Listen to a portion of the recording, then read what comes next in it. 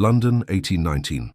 The morning of her wedding dawned grey and misty, as though the heavens themselves mourned what was to come. Lady Evelyn Pemberton stood before the tall windows of her bedchamber in her family's townhouse, watching the fog roll through the streets of Mayfair. Behind her, 3 maids fussed with the ivory silk of her wedding gown, adjusting the delicate lace that fell from her shoulders like morning dew on spider webs.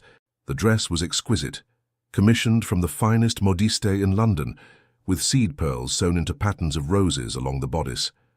It was everything a bride should wear, yet Evelyn felt nothing but a hollow emptiness in her chest. "You look beautiful, my lady," whispered Mary, her lady's maid, who had been with her since she was a child.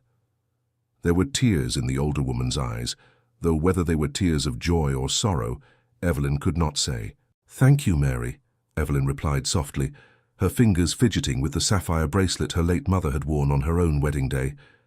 It was the something blue, a tradition Evelyn clung to, even as everything else about this day felt wrong, forced, arranged by hands that cared nothing for her happiness. Her father had been dead for 2 years now, lost to a fever that had swept through London like a silent plague. Her mother had followed him 6 months later, some said from a broken heart, others from the same illness that lingered in their household. At 19, Evelyn had found herself alone in the world, save for a modest inheritance and a title that attracted the wrong sort of attention. The fortune hunters had circled like wolves, and it had been her father's executor, Mr. Pemberton the solicitor, who had suggested the match with the Duke of Ashbourne. "He is a good man, your ladyship, Mr. Pemberton had assured her in his dusty office, his spectacles sliding down his thin nose as he reviewed the marriage contract. "Wealthy, titled, and in need of an heir. He will provide for you, protect you. In these uncertain times, it is the best match you could hope for." Evelyn had wanted to protest, to insist that she needed time to grieve, to find her own way in the world. But she was a woman alone, and the wolves were growing bolder. Just the previous week, Lord Hartley, a man 3 times her age with a reputation for cruelty to his servants, had cornered her at a musicale and proposed in terms that were more threat than offer. She had fled to the retiring room, her heart pounding with fear. So she had agreed to meet the Duke of Ashbourne. Their first encounter had been in the drawing room of her townhouse, with Mr. Pemberton present as chaperone. Edward Thornton had entered the room with the bearing of a man accustomed to command. He was tall, perhaps 6 feet, with broad shoulders that filled his expertly tailored coat. His hair was dark, almost black, with a slight curl that suggested he had not long ago come in from riding, but it was his eyes that had captured Evelyn's attention. Grey as a winter storm, sharp and intelligent, yet holding something else beneath the surface, pain perhaps, or loneliness. "Lady Pemberton," he had said, bowing with perfect formality. His voice was deep, cultured, the accent of someone educated at the finest schools. "It is a pleasure to make your acquaintance." "Your Grace," Evelyn had replied, curtsying as she had been taught since childhood. "The pleasure is mine." They had sat awkwardly at first, while Mr. Pemberton laid out the terms of the proposed union. The Duke needed an heir, his family line stretching back centuries and requiring continuation. Evelyn needed protection and security. It was, as Mr. Pemberton repeatedly emphasized, an ideal arrangement for both parties.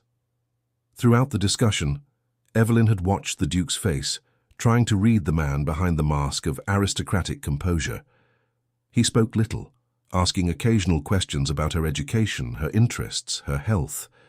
When he learned she played the pianoforte and enjoyed reading, something flickered in those grey eyes, but it was gone before she could identify it. "I must be frank, Lady Pemberton," the Duke had said as the meeting drew to a close. "I am not a romantic man. I do not believe in love matches or passionate declarations. What I offer is respect, security, and a position in society that will protect you from those who would take advantage of your situation. In return, I ask only that you provide me with an heir and manage my household with the dignity befitting your station. Is this acceptable to you?" Evelyn had felt her heart sink even further, but she had lifted her chin and met his gaze directly. "It is, Your Grace. I have no illusions about the nature of this union. I ask only that you treat me with basic kindness and allow me some small freedoms in managing my own days." "That seems reasonable," the Duke had replied, and for the first time, the corner of his mouth had lifted in what might have been the ghost of a smile. "I believe we understand each other, Lady Pemberton." The engagement had been announced the following week, and London society had erupted with gossip and speculation. The Duke of Ashbourne, who had shown no interest in marriage for years, despite being 30 years of age and the target of every matchmaking mama in England, was finally taking a bride. And not just any bride, but the orphaned Lady Pemberton, a beauty with impeccable lineage, but little fortune. The ton whispered behind their fans. Was it a love match after all? Had the austere Duke finally fallen prey to a pretty face? But those who watched the couple at social events saw no evidence of romance. The Duke was attentive in the way duty required, escorting Evelyn to the opera, standing up with her for exactly 2 dances at balls, calling upon her at appropriate intervals. But there was no warmth in his manner, no tender glances or whispered endearments. They were like 2 actors playing roles in a theatrical production, hitting their marks with precision but no passion. Evelyn's aunt, Lady Margaret Hawthorne, had appeared during the engagement period like a carrion bird sensing opportunity. Lady Hawthorne was her mother's younger sister, a woman who had married a baronet with more title than fortune, and had spent the subsequent 20 years resenting everyone who had fared better than she. Her visits to Evelyn's townhouse became more frequent as the wedding approached, always accompanied by observations that cut like knives wrapped in silk. "Such a grand match for you, my dear," she would say, examining Evelyn's trousseau with eyes that glittered with envy. "Your dear mother would be so proud. Of course, she always said you had your looks to recommend you, even if the fortune was modest. A duke, though? Who would have imagined? You must have impressed him greatly, though one does wonder what a man of his standing sees in a girl with no family to support her." "I have family, Aunt Margaret," Evelyn would reply, struggling to keep her voice even. "I have you." "Indeed, indeed, and I shall always be here for you, child. Someone must look after your reputation, after all. A young woman alone in London can so easily become the subject of unfortunate rumours." It was during one of these visits, just 3 weeks before the wedding, that Count Blackwood had arrived. He was an old friend of Evelyn's late father, a distinguished gentleman in his 50s who had been travelling abroad when her parents died. Upon returning to England and learning of her loss, he had come to pay his respects and offer his condolences. The afternoon had been pleasant, with Evelyn serving tea, while the Count reminisced about her father's younger days. Lady Hawthorne had been present, nominally as chaperone, though she had contributed little to the conversation beyond pointed observations about propriety and the dangers of being too welcoming to gentlemen callers when one was engaged to be married. The storm had blown in suddenly, as spring storms often did in England. One moment the sky was merely overcast, the next it was black as night, with rain lashing the windows and thunder shaking the walls. When the Count had prepared to take his leave, it was clear that travelling in such weather would be foolhardy. "You must stay until the storm passes, Count Blackwood," Evelyn had insisted, glancing at the deluge beyond the windows. "I could not in good conscience send you out in such conditions. We have guest rooms aplenty, and you would be most welcome." The Count had protested, conscious of the impropriety, but Lady Hawthorne had surprisingly agreed. "Indeed, you must stay, Count. It would be most dangerous to travel. I myself shall remain as well to ensure everything is proper. My niece's reputation must be above reproach." And so the Count had stayed, spending the evening in perfectly appropriate conversation in the drawing-room before retiring to a guest chamber on the opposite end of the house from Evelyn's rooms. Lady Hawthorne had maintained her vigil, sitting with them the entire evening, her sharp eyes missing nothing. The Count had departed the following morning as soon as the roads were passable, thanking Evelyn for her hospitality and promising to call again before the wedding. Evelyn had thought nothing more of the incident until 2 weeks later, when the Duke had called upon her unexpectedly. His face had been like stone, his eyes cold in a way that made her shiver. "I have heard disturbing rumours, Lady Pemberton," he had said without preamble, refusing her offer of tea. "Regarding your relationship with Count Blackwood?" Evelyn had felt her blood run cold. "What rumours, Your Grace? The Count is a friend of my late father's. He called to offer condolences. He spent the night in your home. During a terrible storm, yes. My aunt was present the entire time as chaperone. Everything was perfectly proper. The Duke's jaw had tightened. That is not what I have been told. I have been informed by a reliable source that the Count has been a frequent visitor, that there were intimacies between you before our engagement. That is a lie, Evelyn had protested, rising from her chair in shock. Who would tell you such falsehoods? I have never been anything but proper with Count Blackwood or any other gentleman. The source is unimpeachable, the Duke had replied, his voice hard. Someone who cares deeply about your welfare and felt obligated to inform me of the truth. The truth? There is no truth to these accusations. Edward, please, you must believe me.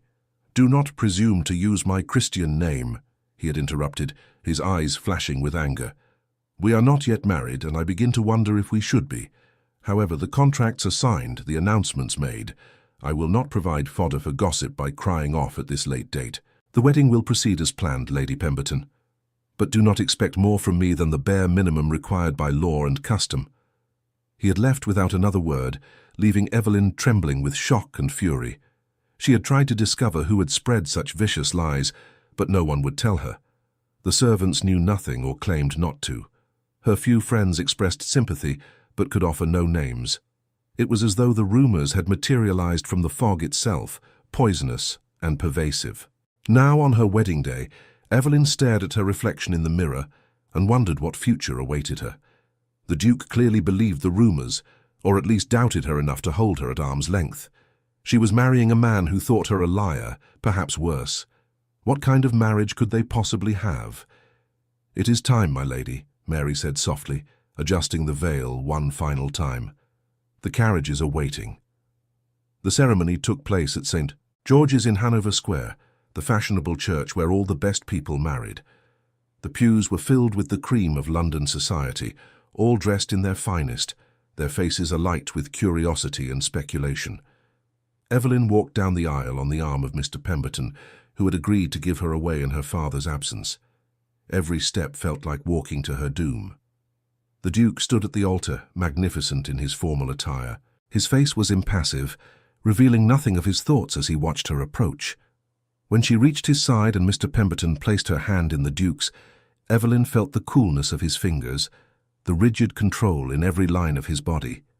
The vicar droned through the ceremony, his voice echoing in the vast space. Evelyn made her responses mechanically, her voice barely above a whisper.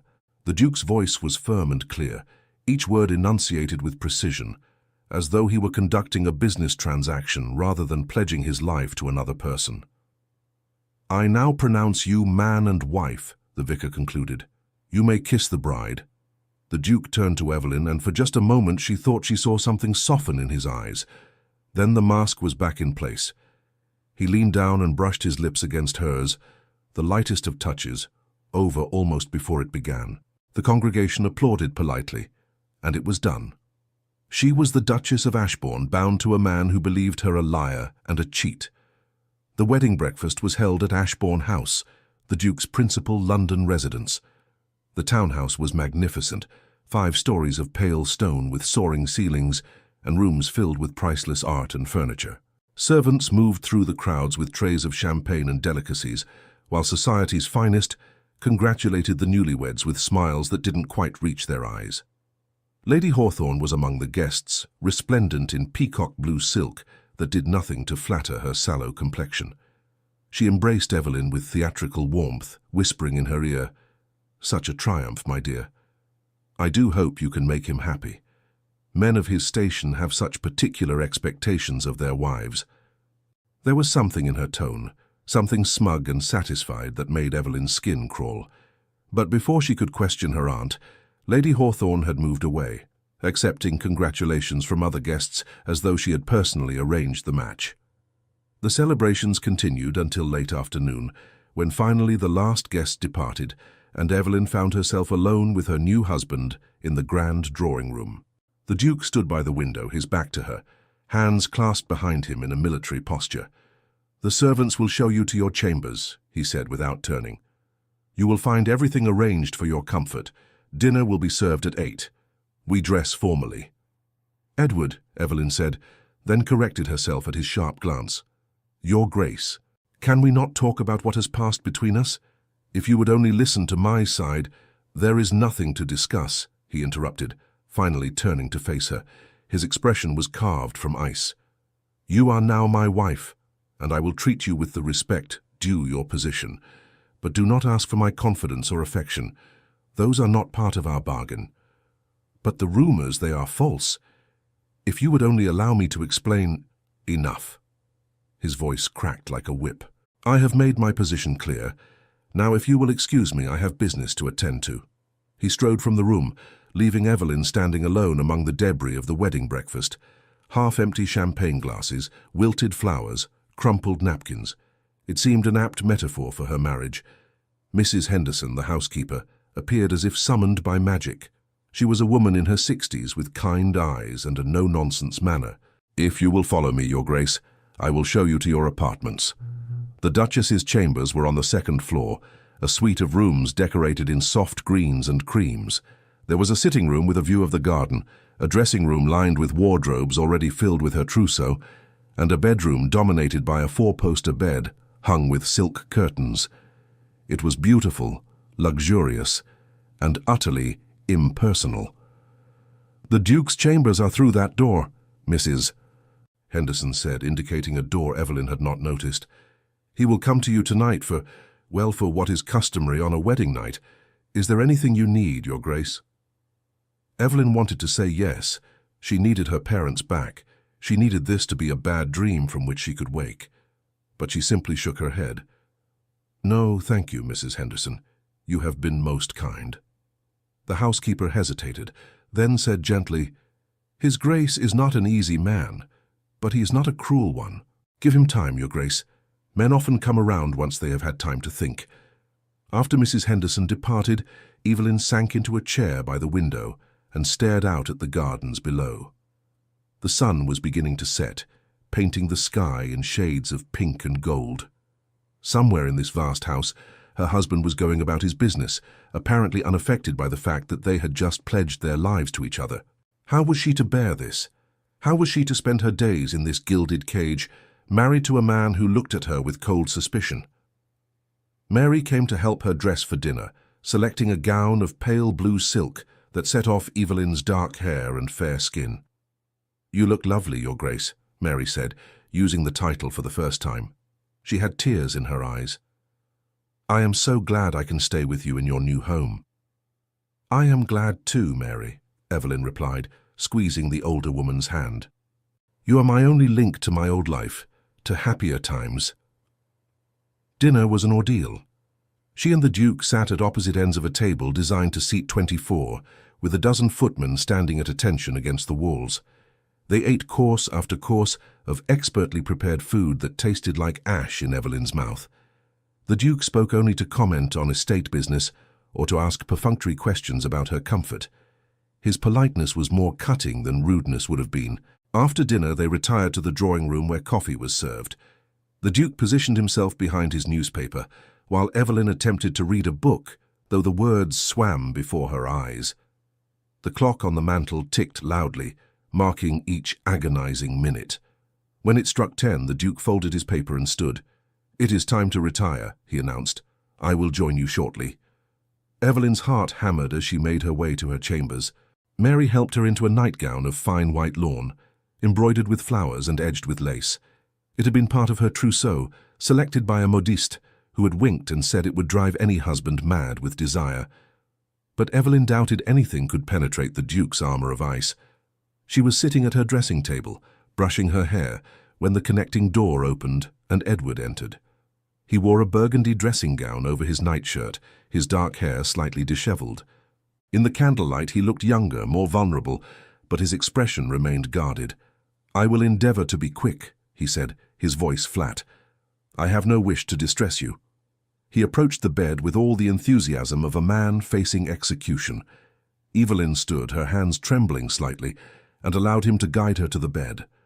What followed was perfunctory, almost clinical. He performed what he clearly saw as his duty with mechanical efficiency, showing neither passion nor tenderness. When it was over, he withdrew immediately, not meeting her eyes. "Good night, madam," he said formally, already moving toward the connecting door. "Edward, wait," Evelyn called out, pulling the sheet up to cover herself. "Must it be like this between us? Can we not at least try to—" "This is how it will be," he interrupted, pausing at the door. "Do not hope for more. I'm not a man who gives his heart, and even if I were, I would not give it to someone I cannot trust." He left, the door closing with a soft click that seemed to echo with finality. Evelyn lay in the darkness, tears streaming down her face, mourning not just for what she had lost, but for what she had never had and likely never would. The following days settled into a routine that was as predictable as it was painful. The Duke took breakfast with her in the morning room, reading his correspondence while she picked at toast and tried not to watch him. They would discuss the day's plans. There were calls to be made, invitations to be answered, the business of society to be conducted. He was scrupulously polite, treating her with the courtesy he might show any well-bred lady, but there was no warmth, no hint that she was anything more to him than an obligation to be managed. During the days, Evelyn explored her new home, familiarizing herself with the countless rooms and corridors of Ashbourne House. The library became her favorite refuge, 3 stories of books from floor to ceiling, with rolling ladders to reach the highest shelves. She found solace among the volumes of poetry and history, losing herself in other worlds, other times. It was in the library that she encountered the Duke unexpectedly one afternoon. She had thought him out on business, but there he was, seated in a leather chair by the window, a book of poetry open in his hands. He looked up as she entered, surprise flickering across his face before the mask descended once more. "I apologize," Evelyn said, already backing toward the door. "I did not know you were here. I will leave you in peace." "There is no need," Edward said, closing the book. "This is your home now. You have every right to be here." Evelyn hesitated, then moved toward the shelves, selecting a volume at random. She was acutely aware of his presence, of the way he watched her with those storm-grey eyes. The silence stretched between them, not quite comfortable, but not hostile either. "What are you reading?" she asked finally, unable to bear the quiet any longer. He glanced at the book in his hands. "Wordsworth. Do you know his work?" "Some of it. I prefer Coleridge myself." Something sparked in his eyes, interest perhaps or surprise. "The Rime of the Ancient Mariner?" "And Kubla Khan. There is something haunting about his imagery, the way he captures both beauty and darkness." For a moment they simply looked at each other, and Evelyn thought she saw a crack in his armor. Then he stood abruptly, tucking the book under his arm. "I have business to attend to," he said, already moving toward the door. "Enjoy your reading, madam." And just like that, the moment was gone. The evenings were perhaps the worst. They dined together, attended the opera or balls as required by their position, and then retired to their separate chambers. Every few nights, Edward would come to her bed, performing his duty with the same mechanical efficiency as the first time. Evelyn tried not to flinch from his touch, tried to find some spark of connection in these intimate moments, but there was nothing. It was as though he had erected a wall around himself, and she was battering against it in vain. 2 weeks into their marriage, everything changed. It was over breakfast that Edward made his announcement. He set down his coffee cup with careful precision and said, "I must travel to the northern estates. There are matters requiring my attention." Evelyn looked up from her untouched eggs. "How long will you be away?" "A few weeks, perhaps longer. The steward reports difficulties with the tenants that cannot be resolved through correspondence." "I see." She tried to keep her voice steady.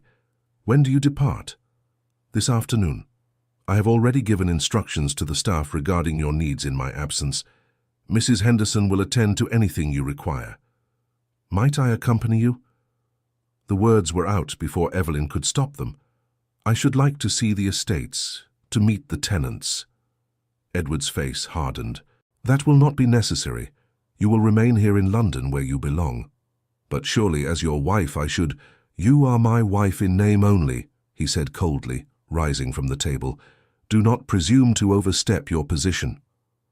The words struck like a physical blow. Evelyn sat frozen as he strode from the room, the breakfast dishes rattling on the table from the force with which he had pushed back his chair. She did not see him again before he left. From her window she watched his carriage roll away down the street, taking with it any small hope she had harbored that their marriage might improve. The house seemed even larger and emptier with him gone, though she told herself it should feel freer. The first few days passed slowly. Evelyn occupied herself with household matters, meeting with Mrs. Henderson to discuss menus and supplies. She paid calls on a few ladies she had known before her marriage, though the visits were awkward, full of carefully worded questions about her new life and thinly veiled curiosity about the Duke's absence so soon after the wedding. She wrote to Edward, careful letters inquiring about his journey and the estates. She sent them through the household steward, Mr. Parsons, who assured her they would be forwarded to His Grace immediately. No reply came. After a week, she wrote again. Still nothing. After 2 weeks, Evelyn began to understand that Edward did not intend to respond. The realization was crushing. She had known their marriage was cold, but this complete silence was a deeper rejection than she had imagined possible. It was as though he had erased her from his life entirely. It was Mrs. Henderson who finally enlightened her to the truth, finding Evelyn alone in the morning room, staring at yet another letter she had written but not yet sent. "Your Grace," the housekeeper said gently, closing the door behind her. "Forgive me for speaking plainly, but I cannot bear to see you suffering like this." Evelyn looked up, surprised by the woman's familiar tone. "I am not suffering, Mrs. Henderson. I am merely adjusting to my new circumstances." "Your Grace, the Duke is not at the northern estates." The words hung in the air between them. Evelyn felt her stomach drop. "What do you mean?" "He is here in London, Your Grace. At Thornton House, his other residence in Bloomsbury. He never left the city." The room seemed to tilt around her. "But he told me he had to attend to estate business." Mrs. Henderson's face was full of pity. "I know what he told you, Your Grace, but Mr. Parsons heard from the staff at Thornton House. His Grace has been in residence there since the day he departed from here. I am so sorry to be the bearer of such news." Evelyn stood on shaking legs, moving to the window as though she could see across London to where her husband was living his life without her. "Why would he lie? Why would he abandon me like this?" "I do not know, Your Grace, but there has been talk among the staff, gossip from other households. It seems there were rumors before your marriage, suggestions that you had been intimate with another gentleman." "Count Blackwood," Evelyn whispered, understanding dawning like a terrible sunrise. "My aunt. She must have been the one who told him." "I cannot say for certain, Your Grace, but Lady Hawthorne has been seen in society, speaking to anyone who will listen about your supposed indiscretion. She claims she tried to warn the Duke before the wedding, but that he was too honorable to break the engagement." Evelyn felt fury ignite in her chest, burning away the pain and confusion. Her aunt. The woman who had claimed to care for her, to want to protect her reputation. All the while she had been poisoning Edward against her, spreading lies that would destroy any chance they had at happiness. "The letters I have written," Evelyn said, her voice trembling. "Have they been delivered to Thornton House?" "Yes, Your Grace, every one of them." So he had received her letters and chosen not to respond. The rejection was complete. "Thank you for telling me the truth, Mrs. Henderson," Evelyn managed. "I appreciate your honesty even though it pains me to hear it." The housekeeper hesitated at the door. "If I may say so, Your Grace, His Grace is making a terrible mistake. You are a good woman, anyone can see that. Whatever lies have been told, the truth will out eventually. But as the days turned into weeks and the weeks into months, the truth remained buried under layers of gossip and innuendo." Evelyn stayed at Ashbourne House, a ghost haunting rooms that had never truly been hers. She wrote no more letters to Edward, understanding finally that he did not want to hear from her. Society, with its unerring instinct for scandal, seized upon the situation with glee. The Duchess that the Duke could not bear to be near, the cursed bride whose husband had fled after a mere 2 weeks of marriage. The whispers followed Evelyn wherever she went. At the modistes, she heard 2 ladies speaking behind a curtain. "They say he discovered she had been with another man. Imagine coming to the marriage bed already soiled." At the theatre, she felt the weight of hundreds of eyes upon her, saw the fans flutter as matrons leaned together to share the latest speculation. She held her head high, refusing to give them the satisfaction of seeing her break, but inside, she was crumbling. Her aunt called frequently, each visit a fresh torment. Lady Hawthorne would sweep into the drawing room, all false sympathy and cutting observations. "My dear Evelyn, you look so pale. This situation must be wearing on you terribly. If only you had been more careful of your reputation before your marriage. I tried to warn you that such friendships with gentlemen could be misconstrued, but you would not listen." "You know very well that nothing improper occurred with Count Blackwood," Evelyn said coldly. "You were there the entire time." "Was I?" Lady Hawthorne's eyebrows rose in feigned surprise. "Memory is such a tricky thing. I recall stepping out at some point, going to my chambers. Who can say what might have transpired in my absence?" "You are lying. You were in the drawing room with us the whole evening." Her aunt smiled, a serpent's expression. "The Duke seems to believe my version of events. And really that is what matters, is it not? You made such a splendid match, Evelyn. It is unfortunate that you could not manage to keep your husband content enough to remain under the same roof." Evelyn had ordered her from the house after that, her voice shaking with rage. But the damage was done. Her aunt had systematically destroyed any chance Evelyn had at happiness, and she had done it with deliberate malice. Summer arrived, bringing heat and the smell of flowers from the gardens. Evelyn took to walking the grounds early in the morning before the sun grew too intense, finding brief respite in the beauty of nature.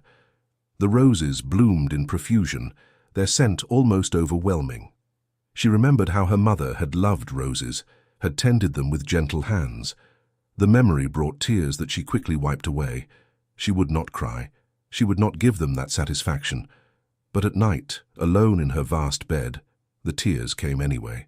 She mourned for the marriage that might have been, for the connection she had glimpsed in the library that day when they had spoken of poetry.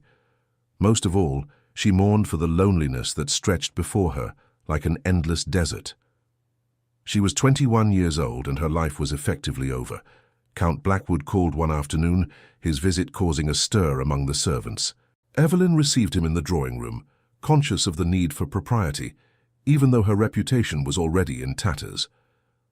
"Lady Evelyn, forgive me, Your Grace," the Count said, bowing low. He looked distressed, his usual composure rattled.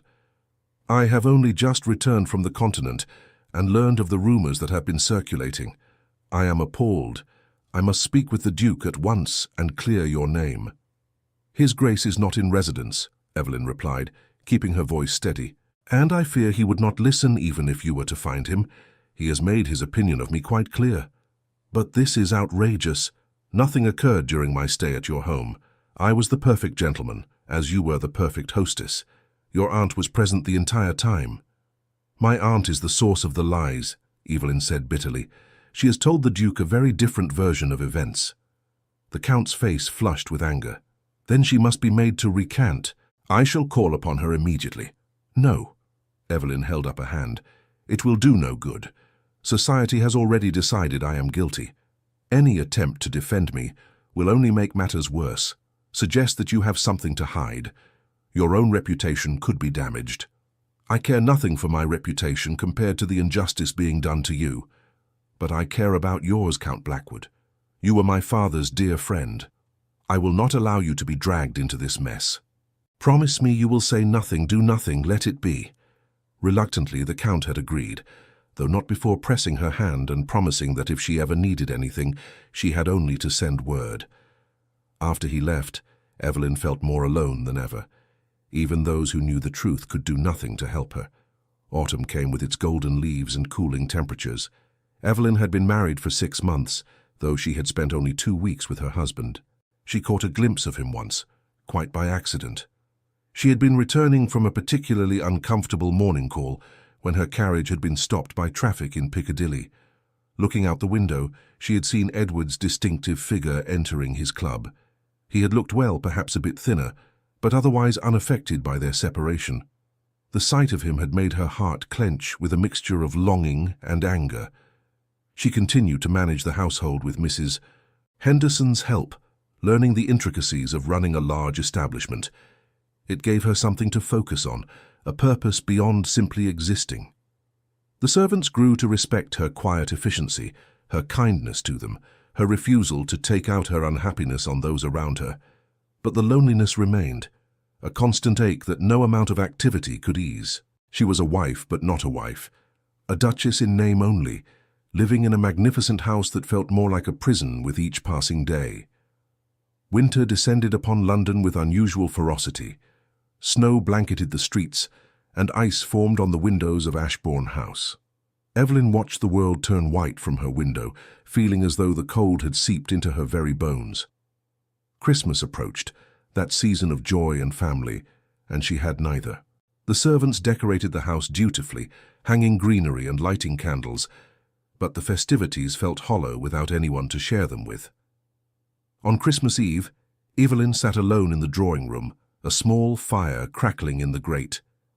Mrs. Henderson had offered to keep her company, but Evelyn had sent her away wanting to be alone with her thoughts.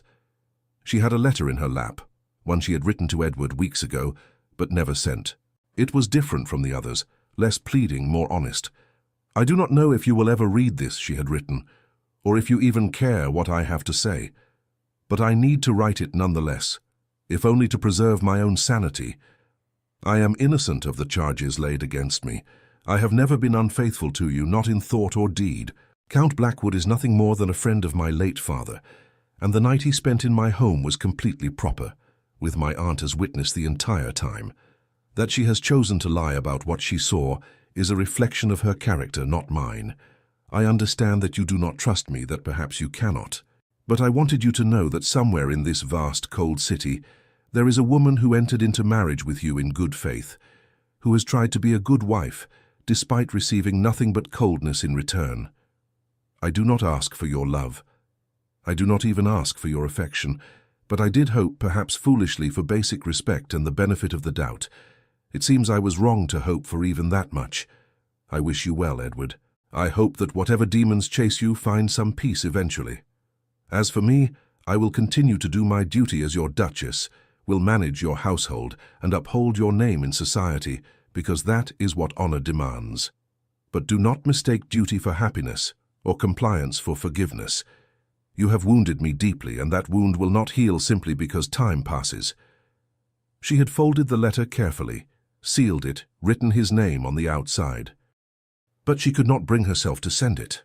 What was the point? He had made his position clear through his silence, his absence. One more letter would change nothing. As midnight approached, Evelyn heard the bells of London's churches ringing out Christmas. She thought of her parents, wondered if they were together somewhere beyond this mortal realm, if they could see what had become of their daughter. She hoped not. The thought of their disappointment was more than she could bear. The new year arrived with little fanfare. Evelyn made resolutions, as people do, promising herself she would find ways to fill her days with meaning, would not allow this situation to destroy her completely. She began to take more interest in charitable works, using some of her pin money to support a foundling home in the East End. The work gave her purpose, allowed her to focus on others rather than dwelling on her own misery. It was during one of her visits to the foundling home that she met Mrs. Sarah Blackwell, the widow who ran the establishment. Mrs. Blackwell was a woman of middle years with a practical manner and kind eyes that had seen too much suffering. "Your Grace is most generous," Mrs. Blackwell said as Evelyn distributed warm blankets to the children. "These little ones have so few benefactors. Most of society prefers not to think about what happens to children born outside of wedlock." "I understand what it is to feel abandoned," Evelyn replied, surprising herself with her honesty. "Perhaps not in the same way as these children, but I know something of loneliness and rejection." Mrs. Blackwell gave her a penetrating look. "Forgive me for speaking plainly, Your Grace, but there has been talk about your situation, about the Duke." Evelyn stiffened. Even here, in this place far from Mayfair's drawing rooms, the gossip had reached. "I do not listen to gossip, Mrs. Blackwell continued, because I know how cruel and false it can be. I see a young woman doing good works, showing kindness to those who have nothing. That tells me more about your character than all the whispers in London." The words brought unexpected tears to Evelyn's eyes. "Thank you," she whispered. "You cannot know how much I needed to hear that." From that day forward, Evelyn spent more time at the foundling home, finding solace in the innocent faces of the children, in the satisfaction of making a tangible difference in their lives. She read to them, taught the older girls needlework, and sometimes just held the smallest ones, rocking them while they slept. In their need, she found her own need for purpose fulfilled. But the ache of her failed marriage remained, a constant shadow over even her brightest moments. At night, lying in her empty bed, she would sometimes allow herself to imagine a different life, one where Edward had believed her, had loved her, had been the husband she had hoped for during those brief 2 weeks of their marriage.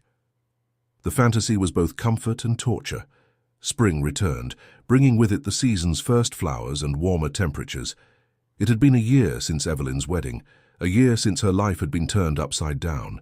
She stood in the garden one morning, watching the gardeners tend the roses that were just beginning to bud, and made a decision. She could not continue like this, living in limbo, neither wife nor widow, trapped in a marriage that existed only on paper.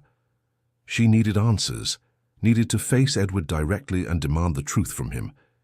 Even if he rejected her to her face, even if he confirmed that their marriage was truly over, it would be better than this endless uncertainty.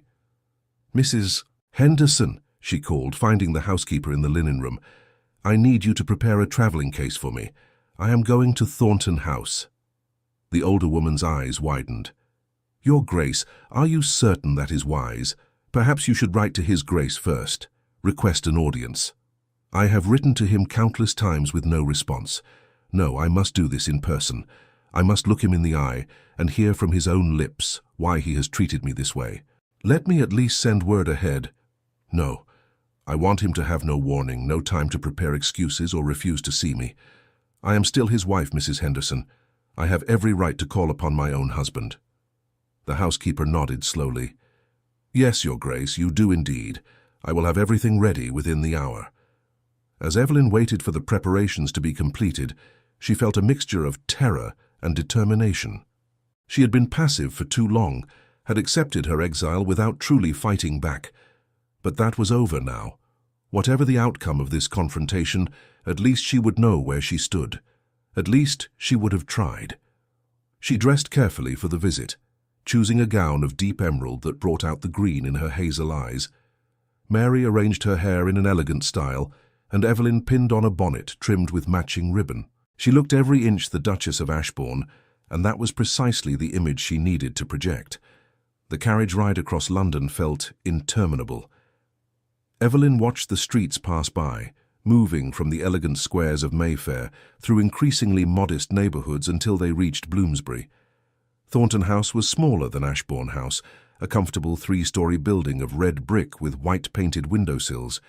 It looked like the sort of place where a gentleman might be happy, unpretentious and welcoming. As the carriage drew to a stop, Evelyn saw movement at one of the upper windows.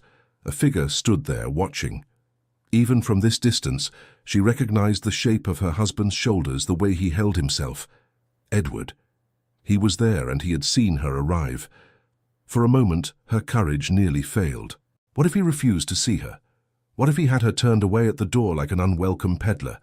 But no, she was the Duchess of Ashbourne. She would not be dismissed so easily. She descended from the carriage with as much grace as she could muster, her heart pounding so hard she was certain everyone could hear it. The footman handed her down, and she approached the front door with her head held high. The butler who answered looked startled, his professional composure slipping for just a moment. He was an older man with grey hair and the bearing of someone who had been in service for decades. "Your Grace," he exclaimed, bowing hastily, "we were not informed of your visit. I shall tell His Grace immediately." "That will not be necessary," Evelyn said, stepping past him into the entrance hall. "I know my way." It was a lie. She had never been to Thornton House before, but she said it with such confidence that the butler seemed uncertain how to respond. Before he could protest, Evelyn heard footsteps on the stairs and looked up to see Edward descending. He had changed in the year of their separation, she saw immediately. He looked older, harder, with lines of tension around his mouth and shadows beneath his eyes. His hair was longer than he usually wore it, curling over his collar in a way that would have looked raffish on another man, but only made him appear weary. He was dressed casually in shirt sleeves and waistcoat. as though he had been working in his study, and the informal attire made him seem more human, less the cold duke who had abandoned her. For a long moment they simply stared at each other across the entrance hall. Evelyn saw a dozen emotions flicker across Edward's face, surprise certainly, but also something that might have been guilt, or even longing. Then his expression closed down, became the familiar mask of aristocratic indifference. "Evelyn," he said, and her name on his lips after so long sent a shiver through her. "This is unexpected." "I imagine it is," she replied, proud that her voice remained steady. "We need to talk, Edward. Or should I say, Your Grace? I can never remember what the proper etiquette is when one's husband has been treating one as though one does not exist." A flash of something, pain, anger, crossed his face. "Perhaps we should speak in private, the study." He gestured toward a door off the entrance hall, and Evelyn preceded him into the room. It was a comfortable space, lined with books and smelling of leather and pipe tobacco. A fire burned in the grate despite the mild spring weather, and papers were scattered across the desk as though Edward had been in the middle of working when she arrived.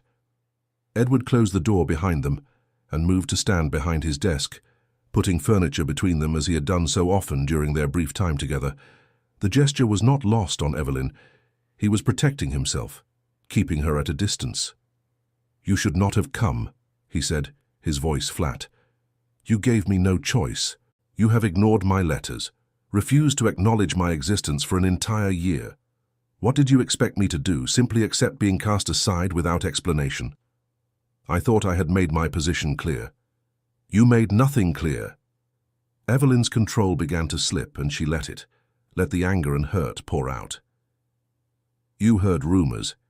You believed them without even giving me a chance to defend myself, and then you abandoned me. Do you have any idea what this year has been like for me? To be the subject of every gossip in London, to be pitied and whispered about, to be completely alone." Edward's jaw tightened. "You were not alone.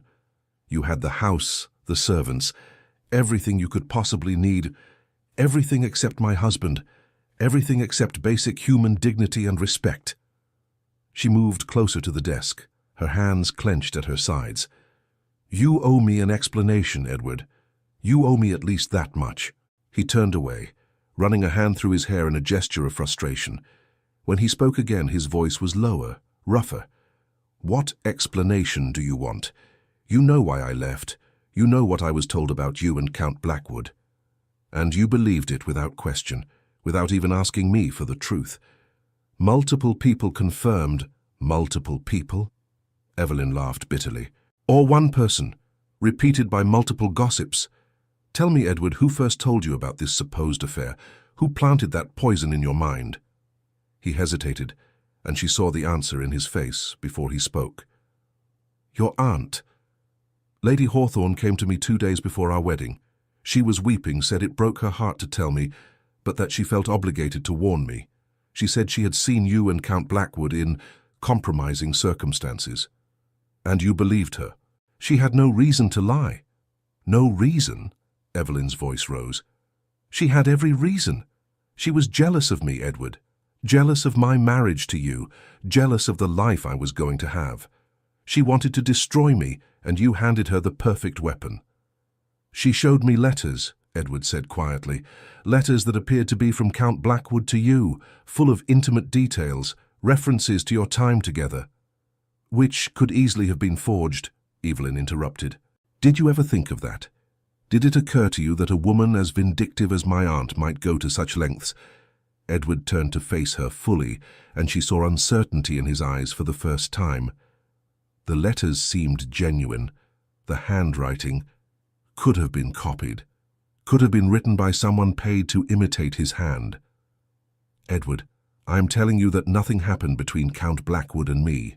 Nothing. He sought shelter during a storm, stayed in a guest room on the opposite end of the house from my chambers, and departed the next morning. My aunt was present the entire time. There were no stolen moments, no secret rendezvous, no affair. It is all lies." The silence that followed was heavy with tension. Edward's hands gripped the edge of his desk so tightly his knuckles turned white.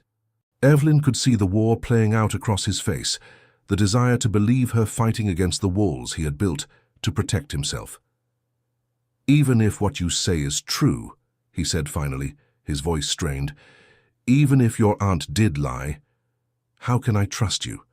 How can I know for certain?" "You could start by asking Count Blackwood himself," Evelyn challenged. "Bring him here. Question him directly. Surely his word carries some weight with you. Count Blackwood would naturally defend you, or he could tell the truth." Evelyn was shouting now, past caring about propriety or composure. "But you do not want the truth, do you, Edward? You want to believe the worst of me because that is easier than taking a risk, easier than allowing yourself to care about someone who might hurt you." "You do not know what you are talking about," Edward said, but there was no force behind the words. "Do I not?" Evelyn moved around the desk, closing the distance between them. She was close enough now to see the pulse beating in his throat, to smell the scent of his cologne mixed with smoke from the fire. "I think I understand you better than you want to admit. You are afraid, Edward. Afraid to trust, afraid to love, afraid to be vulnerable. So when my aunt gave you an excuse to push me away, you seized it eagerly. It did not matter whether it was true or not. It gave you permission to keep your heart safe." Edward's eyes blazed with sudden emotion. "You think I wanted this? You think I enjoyed casting you aside?" "I do not know what you wanted. You never gave me the chance to find out. I wanted—" He broke off, turning away sharply. "It does not matter what I wanted. It matters to me," Evelyn said more quietly. "Tell me, Edward. Tell me the truth for once." For a long moment, he said nothing. Then slowly he began to speak, his voice so low she had to strain to hear him. "My father betrayed my mother. For years everyone in society knew he had a mistress, that he kept her in a house in Chelsea and visited her regularly. Everyone knew except my mother, or perhaps she knew but pretended not to. She loved him, you see, loved him with her whole heart. And when she finally learned the truth, when someone was cruel enough to tell her about the other woman, about the children my father had with her, it destroyed her." Evelyn stood very still, listening. "She withered away like a flower deprived of sun," Edward continued. "Stopped eating, stopped leaving her rooms. The doctors could find nothing physically wrong with her, but she died nonetheless. Of a broken heart, they said. And my father, he attended her funeral, played the grieving widower and went right back to his mistress the following week." "Edward," Evelyn whispered, beginning to understand, "I was 15 when she died, old enough to understand what had happened, what he had done to her. I swore I would never be like him, would never give someone that power over me. I swore I would never love someone who could destroy me the way my mother was destroyed. So when you heard the rumors about me, I wanted to believe them," Edward finished, finally turning to face her. His eyes were bright with unshed tears. "Because if you were unfaithful, if you were deceitful, then I had justification for keeping my distance. I would never risk caring for you if I convinced myself you were unworthy of being cared for." The confession hung between them, raw and honest, in a way nothing between them had ever been before. Evelyn felt tears streaming down her own face, though she could not have said whether they were tears of sadness or anger or something else entirely. "But I was not unfaithful," she said softly. "I was not deceitful. I came to our marriage in good faith, Edward. I was ready to be a good wife to you, to try to build something real between us despite the arranged nature of our union. And you threw that away based on lies." "I know," Edward said, his voice breaking. "God help me, I think I have known for months now. I have had investigators looking into the matter, and everything they have found suggests you are telling the truth. Count Blackwood is a man of impeccable reputation. The servants who were present at your home that night all confirm that nothing improper occurred, even the letters your aunt showed me. My investigators believe they are forgeries, written by someone she paid to imitate the Count's hand." "You knew," Evelyn repeated, the words like stones in her mouth. "You knew I was innocent, and still you stayed away." "I did not know what to do, how to fix what I had broken. Every day I told myself I would go to you, would apologize, would try to make things right. And every day I convinced myself it was too late, that you would never forgive me." "You were right about that," Evelyn said coldly. "I do not know if I can forgive you. You took a year of my life, Edward, a year of loneliness and humiliation and pain. You made me the laughingstock of London society. You treated me like I was nothing, less than nothing. I know, and I am—" He seemed to struggle with the words, as though he had never said them before. "I am sorry, more sorry than I have words to express." "Sorry," Evelyn repeated flatly. "You think that is enough? You think sorry can undo a year of suffering?" No, of course not. I do not expect your forgiveness. I do not deserve it. I will arrange for an annulment if you wish it. You should not be bound to a man who has treated you so abominably." The offer should have filled Evelyn with relief, freedom from this mockery of a marriage, the chance to start over, perhaps find someone who would actually care for her. But instead she felt a strange emptiness. "Is that what you want?" she asked. "To be free of me."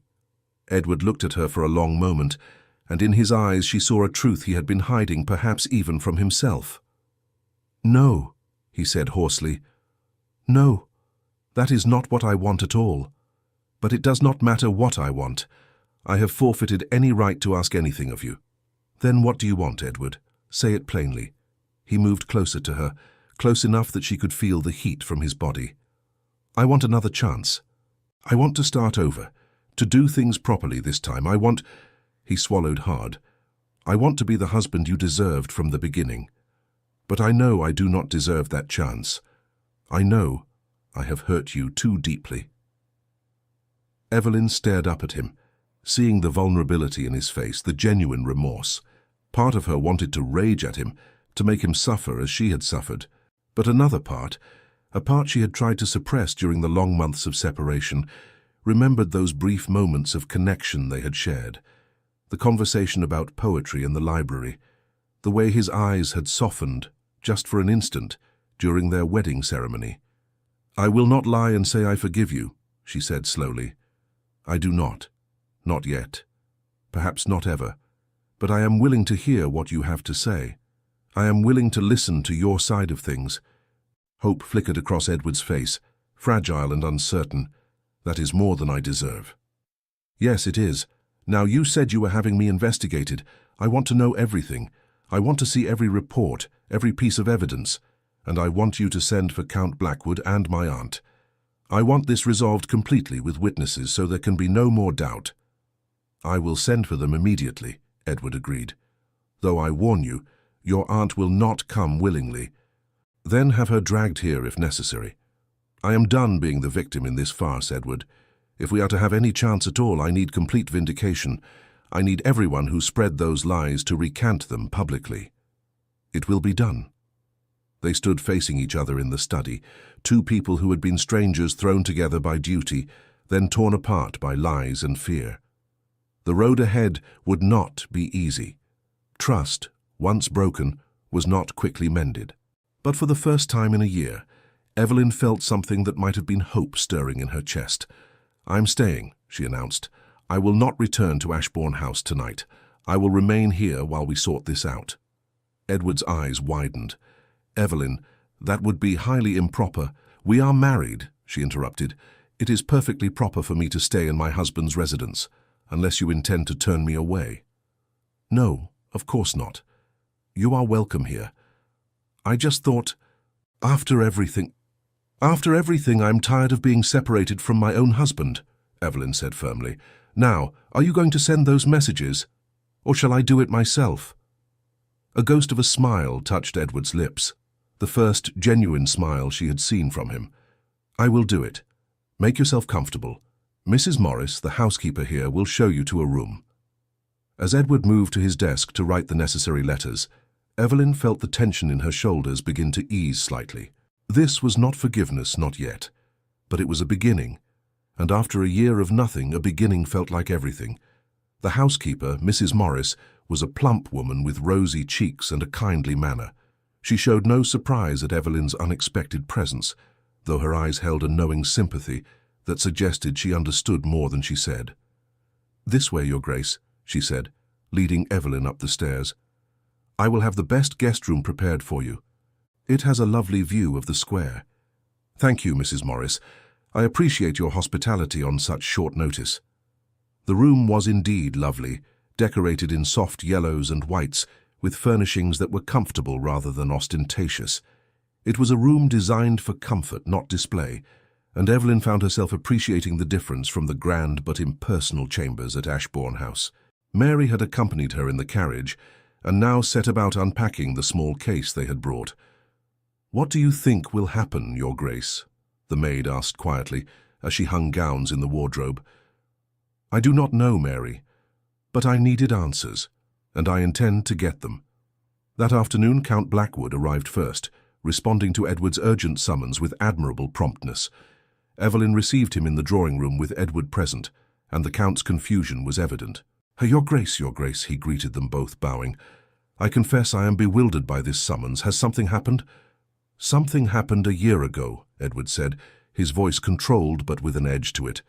"I need you to tell me, on your honor as a gentleman, the precise nature of your relationship with my wife." The Count's face flushed with anger. "I have already explained this to Her Grace months ago when I learned of the vicious rumors. There is no relationship beyond friendship through her late father. I knew Lord Pemberton for 20 years, and I called upon Lady Evelyn, as she was then, to offer my condolences after his death. You stayed at her home overnight. During a severe storm, yes, I was offered hospitality, which I accepted as any sensible person would have done. Lady Evelyn's aunt, Lady Hawthorne, was present as chaperone throughout my visit. I spent the night in a guest room far from the family quarters, departed at first light, and have not been alone with Her Grace before or since." Edward's expression was unreadable. Lady Hawthorne told a very different story. She suggested there were intimacies between you. The Count drew himself up to his full height, his eyes flashing. "Then Lady Hawthorne is a liar and a snake. I am a married man with 3 daughters, Your Grace. The eldest is but 2 years younger than your wife. I would no more dishonor Her Grace than I would my own children. If Lady Hawthorne has suggested otherwise, she has done so out of malice, and I demand the opportunity to confront her with her lies." "That opportunity is coming," Edward replied. "Lady Hawthorne has been sent for." "Good, because I will not have my name or Her Grace's name besmirched by such calumny. Your Grace," he turned to Evelyn, "I apologize that my innocent visit has caused you such suffering. Had I known what would result, I would have ridden through the storm rather than seek shelter." "It is not your fault, Count," Evelyn said gently. "The fault lies with those who twisted an innocent situation into something ugly." They did not have long to wait. Within the hour, a carriage arrived bearing Lady Hawthorne. Unlike the Count, who had come willingly, Evelyn's aunt had clearly been given no choice in the matter. Her face was pale with anger as she was shown into the drawing-room, and her eyes darted between the 3 people awaiting her, like a trapped animal seeking escape. "What is the meaning of this?" she demanded, her voice shrill. "I was practically dragged from my home by your servants, Ashbourne. This is an outrage." "The outrage, Lady Hawthorne, is yours," Edward replied coldly. "You will sit down and answer some questions, truthfully this time." Lady Hawthorne's gaze fell on Count Blackwood, and something like fear flashed across her face. "Why is he here?" "Because you have made accusations about him," Evelyn said, standing to face her aunt directly.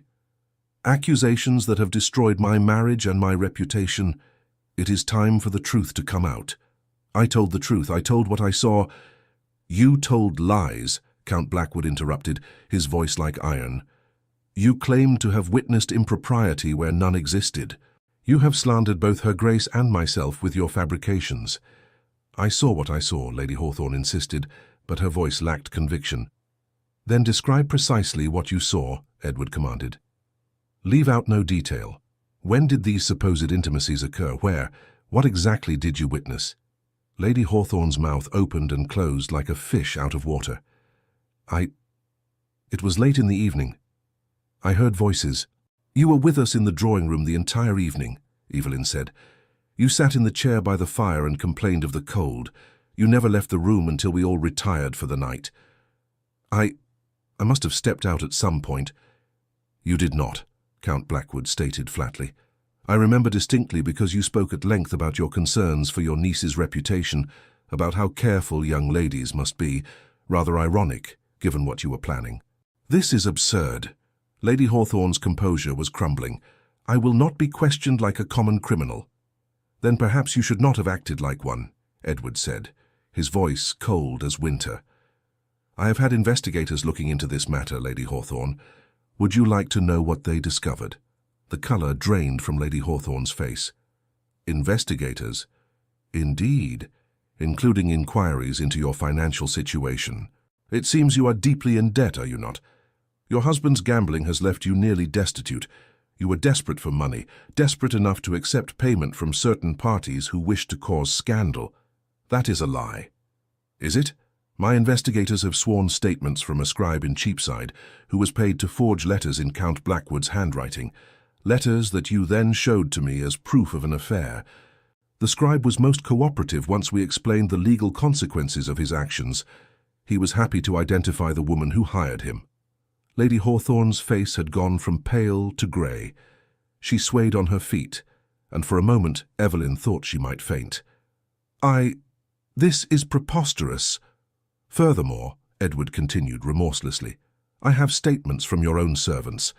It seems you have been quite vocal in your jealousy of your niece. One maid in particular remembers you saying, and I quote, Evelyn has always had everything handed to her. It is time she learned what it means to suffer. She deserved it. The words burst from Lady Hawthorne like poison from a lanced boil. She had everything. Beauty, grace, a magnificent marriage. What did I have? A drunkard for a husband and debts I cannot pay. Why should she have such happiness when I have known nothing but misery? The admission hung in the air, ugly and raw. Evelyn felt a wave of emotion wash over her. Anger, yes, but also a strange pity for this bitter woman who had allowed envy to consume her completely. So you destroyed my life out of jealousy, Evelyn said quietly. You ruined my marriage, made me a laughingstock, subjected me to a year of isolation and pain, because you were envious. Lady Hawthorne's eyes glittered with tears and malice. You do not understand. You have never understood. You were always mother's favourite, always so perfect, so beloved. And then you caught a duke. A duke, while I am trapped with a title that means nothing and creditors pounding at my door. So this was your revenge, Edward said with disgust. You thought if you could not be happy, neither should she. I thought she deserved to know what real suffering felt like, Lady Hawthorne spat. Instead, she gets to stand here playing the wronged innocent, while I am interrogated like a criminal. You are a criminal, Count Blackwood said coldly. Slander, forgery, defamation of character. Any one of those offences could see you in court, possibly in prison. The threat had its desired effect. Lady Hawthorne seemed to collapse in on herself, sinking into a chair and covering her face with her hands. Please, she whispered, please do not do this. I will do anything. I will tell everyone the truth, will recant everything I said. Just please do not send me to prison. Edward looked at Evelyn, his expression asking for her decision. This was her aunt, her mother's sister. Despite everything, the connection of blood remained, but so did the memory of a year of torment. You will do more than recant, Evelyn said, her voice hard. You will write a detailed confession of everything you have done, the lies you told, the letters you forged, the rumors you spread. You will sign it and have it witnessed. That document will be kept in the Duke's possession as insurance against any future malice on your part. Yes, yes, anything, Lady Hawthorne sobbed. Furthermore, you will leave London, permanently. I never want to see you again. You will live quietly in the country on whatever allowance your husband provides, and you will speak my name to no one. If I hear that you have been spreading gossip about me or anyone in my family, that confession will be made public and legal action will be taken. Do you understand? Yes, I understand. I will do as you say.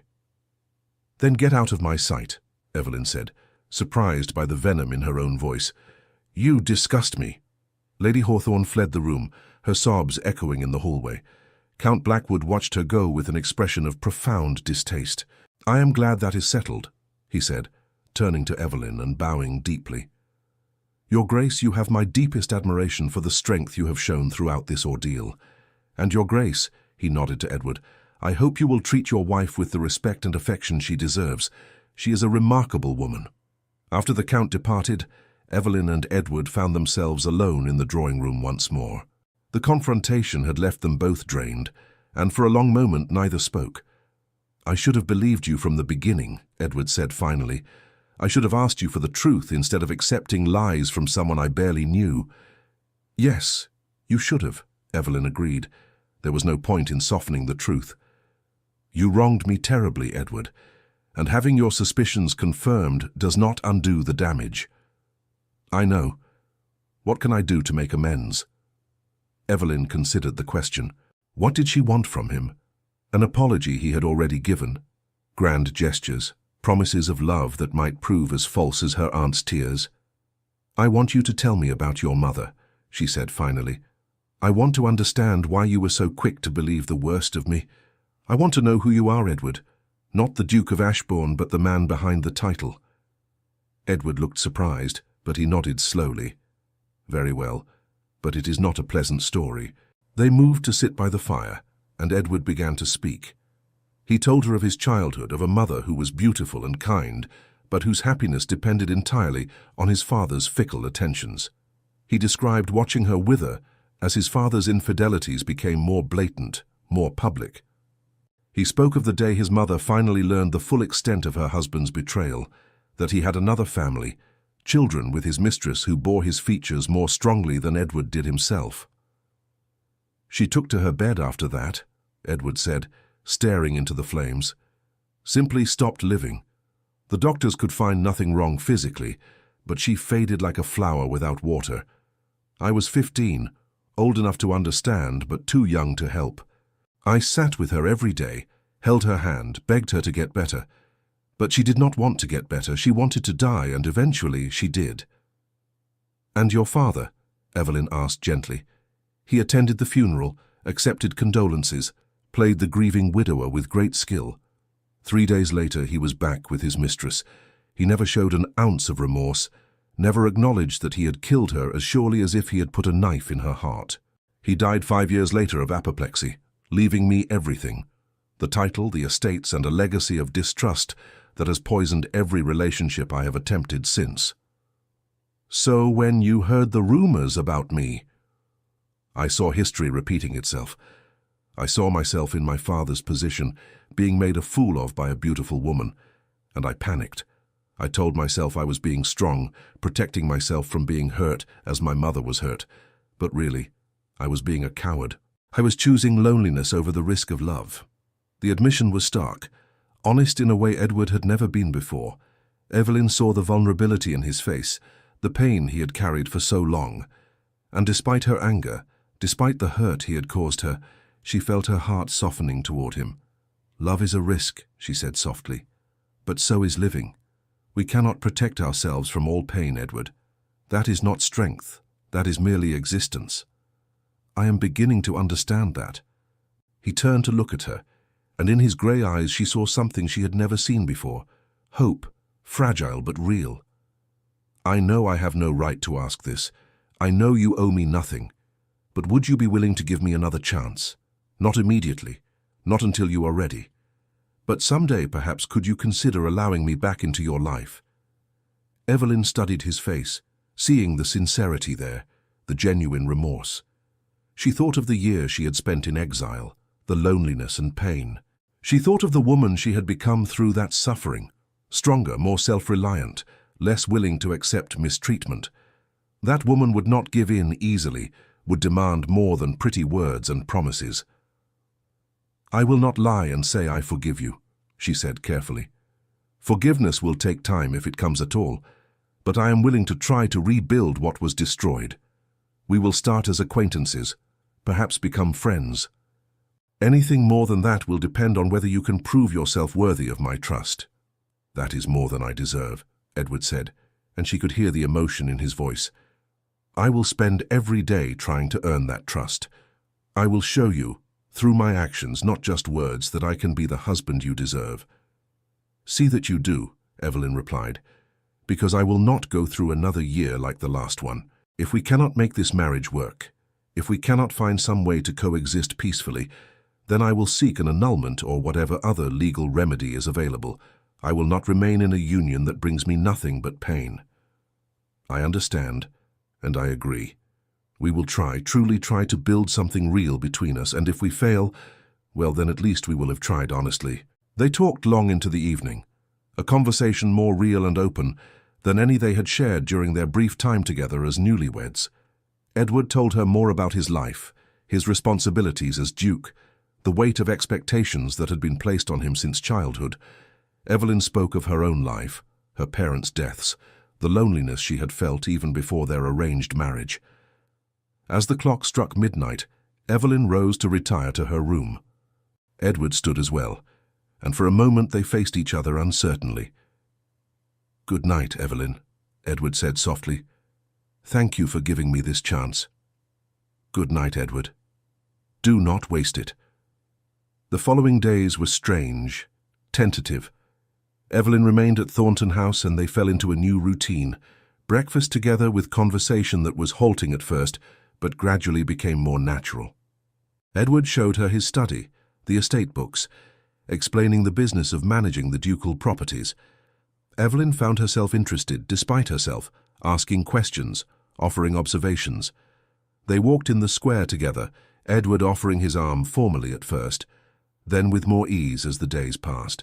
They talked about books, about music, about politics and philosophy.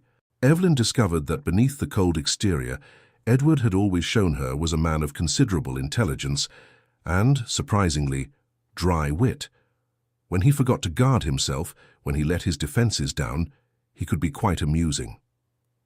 One afternoon, as they sat in the drawing-room reading, a companionable silence having fallen between them, Edward suddenly spoke.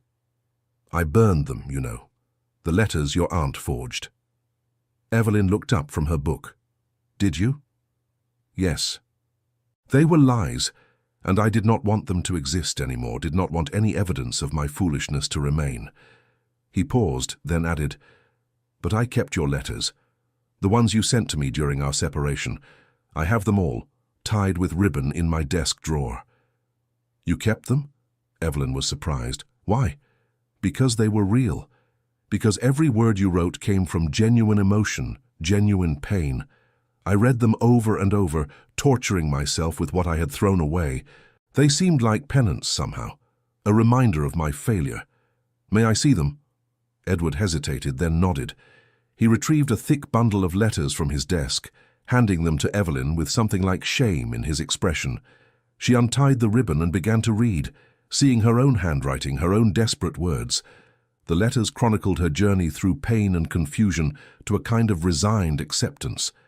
The early ones were pleading, begging him to respond, to explain. The middle ones grew more resigned, more formal. The later ones were almost clinical, reports on household matters with no personal content at all. It was like watching herself die on paper. "I should not have sent these," she said quietly. "They make me sound pathetic." "No," Edward said firmly. "They make you sound human. They make you sound like someone trying desperately to salvage something from a terrible situation. There is no shame in that." Evelyn noticed something else, notes in the margins written in Edward's hand, responses to questions she had asked, answers to pleas she had made. He had carried on a one-sided conversation with her through these letters, saying all the things he had been too proud or too afraid to say directly. "You answered them," she said, wonder in her voice. "After a fashion. It was as close as I could come to responding.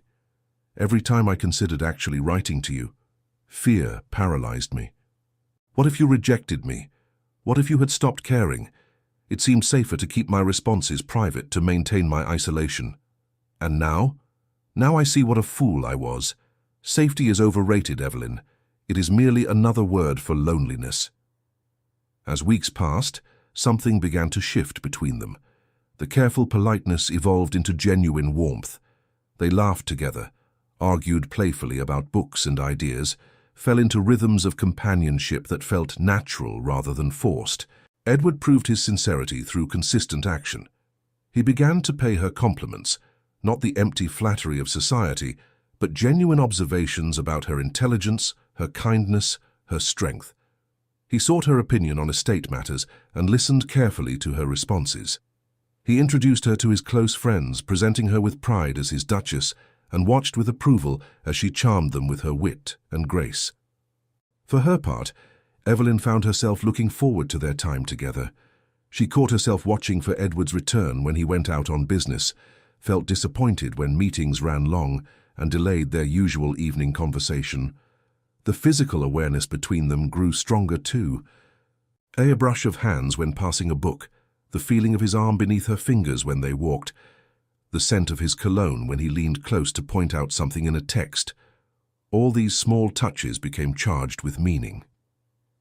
One evening, as they sat together in the drawing room after dinner, Edward set aside his newspaper and looked at her seriously. "Evelyn, I have been thinking. Would you object to returning to Ashbourne House, together this time? I thought we might make it truly our home, redecorate if you wish, make it a place that reflects both of us rather than just generations of Thorntons." Evelyn considered the proposal. Ashbourne House held painful memories, but it was also magnificent, with space and grandeur that Thornton House lacked. And the idea of transforming it, of putting her own mark on it, was appealing. "I would like that," she said, "but I have conditions. Name them. I want to say in all household matters, not just the trivial ones. I want to be a true partner in managing our home." "Agreed. And I want to continue my charitable work with the Foundling Home. It has become important to me." "Of course. I would be honored to support such work." "And," Evelyn took a breath, "I want us to present ourselves to society as a united couple. I want the gossip about us to end, and the only way to do that is to show them that we are together, happy even." Edward smiled, a genuine expression that transformed his usually stern face. "I think that can be arranged, though I confess the idea of parading our relationship before the ton is somewhat daunting." "You will manage, Your Grace," Evelyn said, with a teasing tone she would never have dared use months ago. "After all, you have managed far more difficult challenges." They moved back to Ashbourne House the following week. True to his word, Edward gave Evelyn free rein to redecorate as she wished. Together they went through rooms that had not changed in decades, deciding what to keep and what to replace. It became a project they worked on together, debating color schemes and furniture placement, sometimes agreeing, sometimes compromising. The servants noticed the change immediately. The Duke and Duchess, who barely spoke a year ago, now consulted each other constantly, finished each other's sentences, shared private jokes. Mrs. Henderson told Mary, who told Evelyn, that the entire staff was delighted by the transformation. "They always hoped you and His Grace would find happiness together," Mary confided. "They felt so badly for you during that terrible year." Edward also kept his promise about society. They attended balls and soirees together, and he was attentive in ways that set tongues wagging for entirely different reasons than before. He danced with her multiple times at each event, something well beyond what etiquette required. He was seen whispering to her, making her laugh, looking at her with an expression that could only be described as tender. The gossips, always hungry for fresh material, quickly shifted their focus. The cursed bride became the cherished duchess. Stories circulated about how the Duke had fallen desperately in love with his wife and could not bear to be parted from her. Some of the tales were wildly inaccurate, but Edward and Evelyn found them amusing rather than annoying. "Apparently," Edward told her one evening after a particularly gossip-filled ball, "I wrote you 300 love sonnets during our separation and have been reciting them to you nightly." Evelyn laughed. "Only 300? How unromantic of you." "I shall endeavour to do better. Perhaps I should aim for 400. "Make it 500 and I might consider forgiving you for last year," Evelyn teased, then stopped, realizing what she had said. I did not mean—" But Edward was smiling. "So you are considering forgiveness? That is progress." And it was. Slowly, painfully slowly sometimes, Evelyn found her anger softening. Edward's consistent kindness, his obvious remorse, his determination to be better, all of it was wearing down her resistance. She began to see him not as the cold duke who had abandoned her, but as a damaged man who had been trying desperately to protect himself from pain and had nearly destroyed both of them in the process. The change in her feelings manifested in small ways. She found herself touching his arm more often, seeking his company when he was away even briefly, feeling a warmth in her chest when he smiled at her. It was not the passionate love of novels and poetry, but something perhaps more real, a growing affection built on mutual respect and understanding. One night, nearly 3 months after their confrontation at Thornton House, Edward came to her door. They had been sleeping in separate chambers, maintaining propriety despite living together, but now he stood there in his dressing gown, looking uncertain. "I do not expect anything," he said quickly. "I know we are not. That is, I understand if you are not ready, but I hoped we might talk, just talk." Evelyn stepped aside, allowing him to enter. They sat together on the settee by the fire, and Edward took her hand gently. "I want you to know," he said, "that these past months have been the happiest of my life. Getting to know you, truly know you, has been a revelation. You are everything I did not know I wanted. Intelligent, kind, strong, funny. I do not deserve you, but I am grateful beyond words that you have given me this chance." "Edward," Evelyn whispered, feeling tears prick her eyes, "let me finish. I have been thinking about what you said, about love being a risk. You were right. And I have been a coward for so long, afraid to take that risk. But I cannot be a coward anymore. I love you, Evelyn. I think I have loved you since I first saw you, though I was too damaged to recognize it. I love your courage and your compassion. I love the way you bite your lip when you are thinking. I love how you champion those foundling children with such fierce dedication. I love you, and I needed you to know that, even if you are not ready to hear it." The tears were flowing freely now. Evelyn looked at this man who had hurt her so badly, who had worked so hard to make amends, who was offering her his heart with shaking hands. "I do not know if I love you yet," she said honestly. "But I think I am beginning to. These months with you have shown me who you really are, not the mask you wore before. And I like what I see. More than like." "That is enough," Edward said, relief evident in his voice. "That is more than enough. But I need you to understand something," Evelyn continued.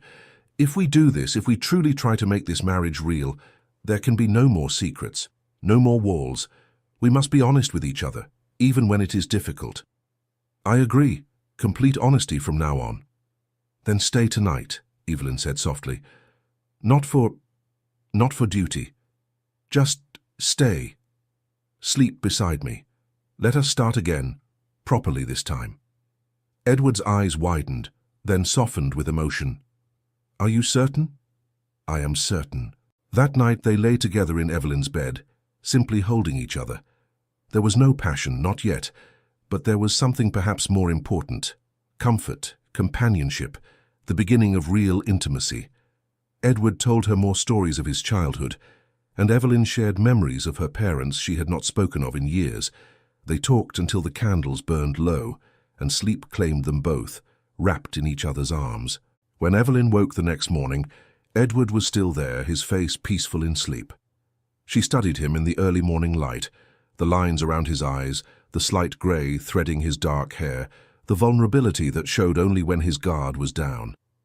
This man had broken her heart, but he was trying so hard to mend it. Perhaps that was what love was in the end, not perfection, but the willingness to keep trying despite failure. The months that followed brought continued healing and growth. Edward began to take Evelyn to the estates, introducing her to the tenants and stewards, allowing her to see the full scope of what being the Duchess of Ashbourne truly meant.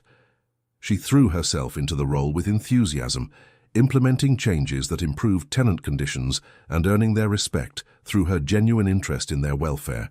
She continued her work with the foundling home, and Edward began to accompany her, bringing donations and even sitting with the children while she taught them letters. Watching him read to a small boy who had never known a father, Evelyn felt something in her chest crack open, and she realized with a start that she did love him. When precisely affection had turned to love, she could not say. But it was there, warm and real and growing stronger each day. She did not tell him immediately. Some instinct made her hold the words back, wanting to be absolutely certain, wanting to choose the perfect moment. But Edward seemed to sense the shift in her feelings. His touches became more confident, less tentative. He kissed her forehead, when he thought she was not paying attention. He looked at her with such naked adoration sometimes that it made her breath catch. It was the anniversary of their wedding, a day she had dreaded when it appeared on the calendar, that everything came to a head. Edward had planned an intimate dinner, just the two of them, in the small family dining room rather than the formal one they usually used. The table was set with candles and flowers, and Edward had personally selected each course from her favorite dishes. As they ate and talked, Evelyn felt her heart swelling with emotion. This man, who had once seemed so cold and unreachable, had become the center of her world. After dinner, Edward produced a small velvet box. "I have something for you. It is not much, but I wanted you to have it." Inside was a ring, a simple band of gold engraved with words in Latin. "What does it say?" Evelyn asked. "Fides et amor," Edward translated. "Faith and love. I had it made as a symbol of our new beginning. The first time we married, I gave you nothing, not even my trust. This time, I want to give you everything." He slipped the ring onto her finger above her wedding band, and Evelyn felt tears streaming down her face. "I love you," she said, the words finally breaking free. "I fought against it, did not want to feel it, but I do. I love you, Edward. Not despite what happened between us, but perhaps because of it. We have been tested in fire, and we survived." Edward pulled her into his arms, burying his face in her hair. She could feel him trembling, could hear the catch in his breathing that suggested he was fighting tears of his own. "Thank you," he whispered against her hair. "Thank you for not giving up on me. Thank you for seeing who I could be, instead of just who I was." That night they came together again as husband and wife, but this time it was different. There was passion, yes, but also tenderness and joy. They made love slowly, taking time to explore and discover each other, whispering words of affection and promise. When it was over, they lay tangled together, both sated and content in a way neither had experienced before. "I wish we could have had this from the beginning," Evelyn murmured against his chest. "We were not ready for it then," Edward replied, stroking her hair. "I certainly was not. I needed to be broken down and rebuilt. It was painful, but perhaps necessary." "Do you think we would have found our way here eventually, even without my aunt's interference?" Edward considered the question. "I would like to think so, but honestly I do not know. I was so determined to keep you at a distance. It might have taken years, or it might never have happened at all. In a strange way, perhaps we owe Lady Hawthorne a debt of gratitude." "I would not go that far," Evelyn said dryly, "but I understand what you mean. The crisis forced us to confront things we might have ignored indefinitely." Spring arrived again, marking 2 years since their wedding. This time the season brought joy instead of pain. Evelyn discovered she was with child, news that sent Edward into a state of anxious excitement. He fussed over her constantly, insisting she rest, that she not overexert herself, driving her to affectionate exasperation. "Women have been having babies since the dawn of time, Edward," she told him, when he tried to prevent her from climbing stairs. "I am perfectly healthy." "You are carrying my child," he replied. "My child and yours. Nothing is more precious to me than your safety and well-being." Their daughter was born on a crisp autumn day, arriving with a lusty cry that made everyone in the birthing room laugh with relief. Edward was there, shocking the midwife but insisted upon by Evelyn, and when he held his daughter for the first time, Evelyn saw tears streaming down his face. "She is perfect," he whispered. "Absolutely perfect." They named her Catherine, after Edward's mother, but with a second name of Caroline after Evelyn's. It was a blending of their two families, a symbol of the unity they had built from the ruins of their terrible beginning. As Evelyn recovered from the birth, lying in her bed with Edward beside her and their daughter sleeping peacefully in her cradle, she reflected on the journey they had taken. From strangers bound by duty, to enemies separated by lies, to lovers united by choice. It had been a long and painful road. "Do you ever regret it?" Edward asked quietly, as though reading her thoughts. "Regret giving me another chance?" "Sometimes I regret the pain we both went through," Evelyn replied honestly. "But I do not regret where we ended up. We earned this happiness, Edward. We fought for it, both of us. That makes it more precious than if it had come easily. The years that followed were not without challenges. They argued sometimes, had disagreements about estate management or child-rearing or social obligations, but they had learned how to communicate, how to work through difficulties without letting them fester. The foundation of trust they had built was strong enough to weather the inevitable storms of marriage. They had 3 more children, 2 sons and another daughter. Edward was a devoted father, determined not to repeat his own father's mistakes. He spent hours with the children, reading to them, teaching them, showing them affection that had been denied him in his own childhood. Evelyn watched him play with their children in the garden one afternoon, their laughter ringing through the air, and felt her heart swell with contentment. This was what she had dreamed of during those dark days of exile. Not just a husband, but a partner, a friend, a man who loved her and showed it every day through word and deed. The foundling home continued to thrive under her patronage, and Edward had become one of its most generous supporters. They had established a fund to help the children learn trades, giving them opportunities they would never have had otherwise. Several of the older children had written to thank her, their careful letters full of hope for futures that now seemed possible. One evening, many years after that first terrible year of their marriage, Evelyn sat in the library at Ashbourne House, now truly her home in every sense.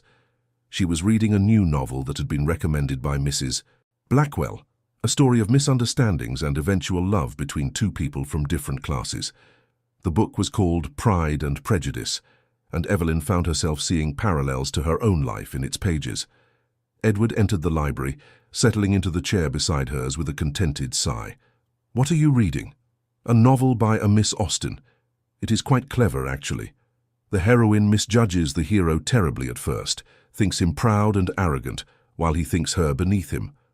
But through a series of events, they come to see each other's true characters and fall in love." "Sounds familiar," Edward said with a wry smile. "Though, in our case, I was the one who misjudged you." "You were proud and arrogant, though," Evelyn teased. "So the parallel holds." "I cannot argue with that." He reached over and took her hand, a gesture that had become natural over the years. "Have I told you today that I love you?" "Only 3 times. You are falling behind your usual count." "Then let me remedy that. I love you, Evelyn Thornton, Duchess of Ashbourne. I love you more than I did yesterday and less than I will tomorrow. I will love you until my last breath and beyond." Evelyn set her book aside and moved to sit on his lap, wrapping her arms around his neck. "And I love you, you foolish, wonderful man, even when you are being absurd and romantic." "Especially when I am being absurd and romantic," Edward corrected, pulling her close for a kiss. Later that night, as they lay together in the bed they now shared every night, Evelyn thought about the book she had been reading. The story had a happy ending. The lovers united after overcoming misunderstandings and social barriers. But it was fiction, a fantasy. Real life was messier, more complicated, more painful. Real love required work, required forgiveness, required the courage to be vulnerable even after being hurt. She and Edward had found their happy ending, but it had not come easily. They had earned it through honesty, through the willingness to change, through the determination to try even when failure seemed certain. That, she thought, was the real romance. Not the swept-away passion of novels, but the steady, enduring love built on friendship and respect and hard-won trust. "What are you thinking about?" Edward murmured sleepily beside her. "About how far we have come, about how different our life is now from what it was. Do you ever miss it? The simplicity of that time, even with all its pain?" Evelyn considered the question seriously. "No, I do not miss the pain or the loneliness, but I am grateful for what it taught us. We would not appreciate what we have now if we had not suffered for it." "Wise words, my love." Edward pulled her closer, and Evelyn felt the familiar comfort of his presence, the security of knowing she was loved completely and without reservation. The following morning, Evelyn received an unexpected visitor. Count Blackwood called at Ashbourne House, his face grave with news. He was shown into the morning room where Evelyn was going through correspondence. "Your Grace," he said, bowing. "Forgive the intrusion, but I felt you should know. Lady Hawthorne has died." Evelyn set down her pen, feeling a complex mixture of emotions. How? A fever, apparently. She had been living in reduced circumstances in Yorkshire, as per the terms of your agreement. The local vicar wrote to inform any family. As far as I know, you are her only living relation. Evelyn was quiet for a moment, remembering her aunt, the bitterness, the jealousy, the malice that had nearly destroyed her life.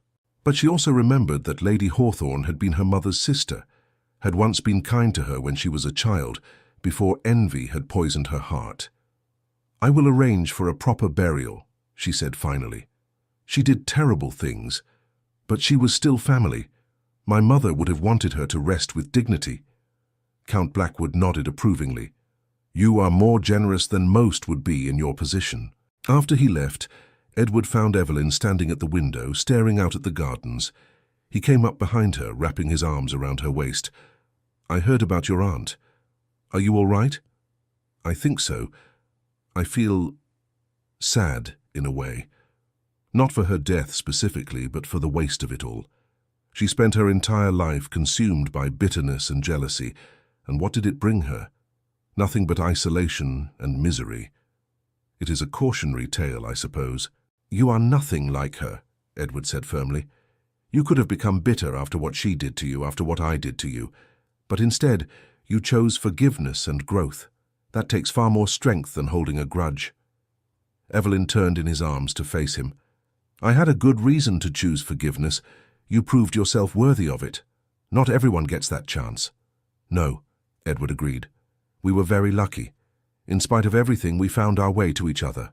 As spring turned to summer, Evelyn discovered she was with child again. Their youngest daughter, Margaret, was now 5, and they had thought their family complete. But this surprise was welcomed with joy by both parents and the older children. "Another baby," Catherine, their eldest at 14, said with delight. "Oh, Mother, how wonderful. May I help care for it?" "Of course, darling. I shall need all the help I can get with 5 children." This pregnancy was more difficult than the previous ones, and the doctor ordered Evelyn to rest more than usual. She chafed at the restrictions, but Edward was adamant, practically carrying her to bed when she tried to do too much. "You will rest if I have to tie you to the bed," he threatened half seriously. "You would not dare," Evelyn replied, but she smiled as she said it. During the months of confinement, Evelyn returned to her reading with renewed enthusiasm. Mrs. Blackwell sent her a package of books, including several new novels that she thought Evelyn would enjoy. Among them was one titled A Historical Romance, set during the medieval period, full of knights and ladies and grand gestures. "This is quite dramatic," Evelyn told Edward one evening as he sat with her. "The hero rescues the heroine from a castle siege. I cannot imagine you scaling walls and fighting off enemies." "I would if I had to," Edward said seriously. "If you were in danger, there is nothing I would not do to reach you." "My brave knight," Evelyn teased, but she was touched by the sincerity in his voice. The baby, another son, arrived in the autumn during a spectacular storm. As thunder crashed and rain lashed the windows, Evelyn labored with Edward holding her hand, refusing to leave despite the midwife's disapproval. "You should not have to go through this alone," he said, when Evelyn tried to send him away. "We are in this together, remember. Complete honesty, no more walls." When their son finally arrived, healthy and squalling, Edward wept openly. 5 children, he said in wonder. 5 perfect children. How did I get so lucky?" "We got lucky," Evelyn corrected. "Both of us." They named him William, and he completed their family in a way they had not expected. Catherine doted on him, the boys treated him like a living toy, and Margaret was convinced he was her personal baby. As the years passed, Evelyn and Edward settled into a comfortable rhythm. They had become that rarest of things in their social circle, a genuinely happy couple. Other members of the ton would watch them at social events, see the way they looked at each other, the easy affection between them, and wonder how they had managed it. Some remembered the scandal of their early marriage, the rumors and gossip that had swirled around the cursed bride. But most had forgotten, or at least chose not to speak of it. The Duke and Duchess of Ashbourne were pillars of society now, respected for their charitable works, admired for their family, envied for their obvious devotion to each other. One evening, at a ball celebrating their 25th wedding anniversary, Evelyn and Edward stood together watching their children dance. Catherine was married now herself, with her own child on the way. The boys were at university, home for the occasion. Margaret and William, still young, were being taught the steps by patient relatives. 25 years, Evelyn mused, though really, it feels like we have been married for only 24, given that first year. "Do not remind me," Edward groaned. "I still cannot believe I was such a fool." "You were young, we both were." Evelyn leaned against him, comfortable in his presence. "Besides, if you had not been such a fool, we would not have this story to tell." "What story is that?" "The one about how love is worth fighting for even when it seems impossible. The one about how people can change and grow. The one about how the best things in life are those we almost lose." Edward pulled her onto the dance floor, and as they moved together to the music, Evelyn felt the same thrill she had felt in their early days of reconciliation, when every touch was precious because it was not guaranteed. They had been given a second chance, and they had not wasted it. "I love you," Edward murmured in her ear as they danced, "in case I have not mentioned it today. You have mentioned it 5 times, but I never tire of hearing it." "Good, because I plan to keep saying it for the rest of our lives." As the music swelled and the candles cast golden light over the ballroom, Evelyn closed her eyes and let herself feel the full weight of her happiness. It had not been an easy journey. There had been pain and betrayal, loneliness and doubt, but they had come through it stronger, more united, more deeply in love than she had ever imagined possible. This was their real story, not the romance of a perfect courtship, but the deeper romance of 2 flawed people choosing each other again and again, through good times and bad, through misunderstanding and reconciliation, through all the small daily choices that built a life together. And it was, she thought as Edward spun her in a graceful turn, the most beautiful story she could have asked for, not because it was perfect, but because it was real. Not because it was easy, but because it was worth every struggle. Not because they had never fallen, but because they had always found the strength to rise again together. Years later, when Evelyn was old and grey, sitting in the library at Ashbourne House with grandchildren playing at her feet, she would sometimes take down that copy of Pride and Prejudice from the shelf. She would read it again, smiling at the romance of it, the neat resolution of all conflicts, the fairy tale quality of the ending.